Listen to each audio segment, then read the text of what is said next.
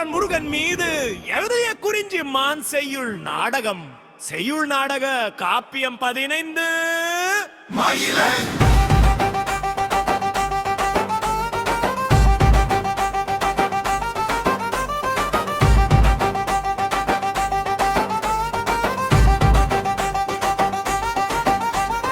இனியவான் தன்மகட் பிரித்து வெகுணர் வாழான் விதி குறிஞ்சி நாட்டாக்கு கீழாரி மாற்றுள்ள மக்களும் இதுவும் ஒன்றே தோணும் நாளும் தாமத செலவுமாகும் மற்றொரு மந்திரம் வேண்டும். காவலன் மாண்டான் என்றலும் போனது குமரன் இருமா புடையதோர் வீரன் ஆமென பலரும் முறைப்பர் இதனான் நாமவன் பால்விடும் தூதுவர் நலம் போன் மெல்ல அவந்தன் செருக்கினை படையோட வருவன் எண்ணம் செந்துரன் அடைவதும் போதியா மனித போர்வந்தியலிவன் தேர்வாக்கிடுமெலா அடிவாள்கள் முருகன் அடிவியல் யாரோடும் பணிவார் அன்ன வமிச கிடமும் பாரில் அப்படியே கிரீடமும் தவம் இருக்கும் பலதலை முறையால் சிலவரு டஞ்சலும் குண்டினில் அடைபடும் தந்தோர் அடவே தோள்கள் இடமும் முறையும் யாதோ தேடுவரர் மீதியை அன்று அன்றிது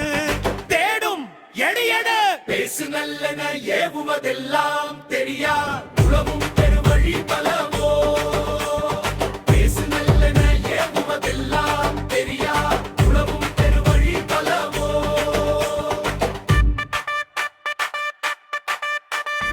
ஆட்சி ஆட்சி என்றென் பாச்சி பாச்சி என்பது போலம் அரசர உலகம் வணங்கவும் பார்ப்பார்க்கென்ன கிடைக்கும் அத்துடன் இருக்கும் விதியில் ஆரமயக்குவர் நெஞ்சமாய் இதனாலுமக்கென் இப்படி நினைக்கும் இதுவரை எத்தனை நன்மை எப்படி வரும் பார்ப்பதும் ஒரு கை பரமேசுர மந்திரம் காக்கும் வகையும் பார்ப்போம் சுவாச சிக்கலும் மக்களை தடுத்திடும் நிலையே தந்திரம் மந்திரம் இருக்கும் என்றறியா சித்தன் வந்ததும் இருப்பது அதுவே பித்தன் சித்தன் கணித்தோருந்த நினைவுரை காட்டன அரசன் உரை தொப்பாவனை பண்ணுவோம்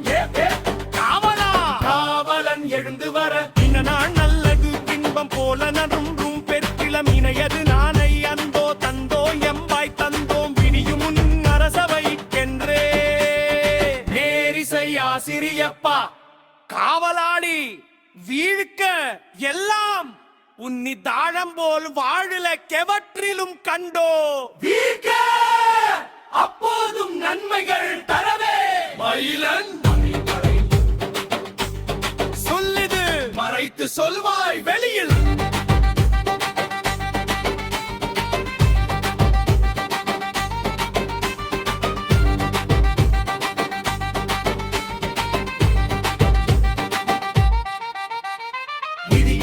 மன்னே இனிதர் கடமை அதுவும் தரததாய் எண்ணினன் இப்பவும் பெறுதல் மானம் மன்றல கரியும் தருமம் படைத்தும் எய்பவன் வருத்தம் எண்ணிய எண்ணம் செய்ததுதான் சிலவும் காணின் வேதமாம் அவரவர் கருத்தாம் புண்ணுகள் எண்ணுவம் போல செல்ல கண்களில் விழுதலன்றி இமை போல் பின்னொரு நிலை பெற காணுவருளரோ புண்ணுகள் வாழுமா பெண்ணுகளும் வருவும் என பல பிடத்துதல் முற்றும் சித்த